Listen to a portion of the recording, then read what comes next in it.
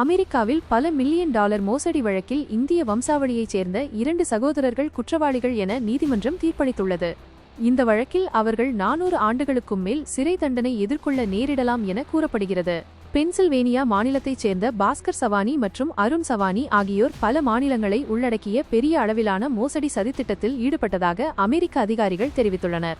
அமெரிக்க நீதித்துறை வெளியிட்ட தகவலின்படி இந்த இருவரும் சவானி குரூப் என்ற நிறுவன நெட்வொர்க்கை உருவாக்கி பல ஆண்டுகளாக விசா மோசடி, மருத்துவ காப்பீட்டு மோசடி, பண மோசடி மற்றும் வரி ஏய்ப்பு போன்ற பல சட்டவிரோத நடவடிக்கைகள் மூலம் கோடிக்கணக்கான டாலர்கள் சம்பாதித்ததாக கூறப்படுகிறது. வழக்கறிஞர்கள் கூறுகையில், சவானி குரூப் நிறுவனங்கள் H-1B விசா விண்ணப்பங்களை போலியாக தாக்கல் செய்து வெளிநாட்டு தொழிலாளர்களை, குறிப்பாக இந்தியர்களை வேலைக்கு எடுத்ததாக குற்றம் சாட்டப்பட்டுள்ளது.